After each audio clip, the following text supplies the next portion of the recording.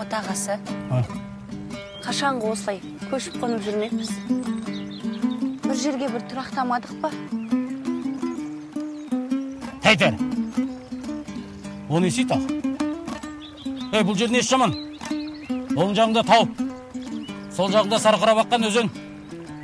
Алды илап мал жайылымға жақсы. Бұған жететін жер жоқ. Өзімізде айбекелер көктөбеге тұрақтап, солардан қай жеріміз кем дейін да? Тәйт! Айбекесініз? Бұл кім болды екен? Жересі суыт. Тіпті иттің өзін үргізбеді ау. Көрейін.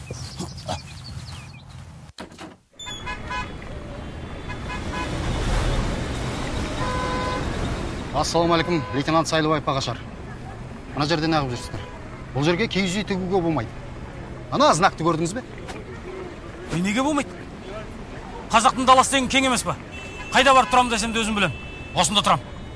Заң бір емес пе? Болмаса квартираға барып тұрыңыздар. Квартирасы несі? Ақша жоқ квартираға.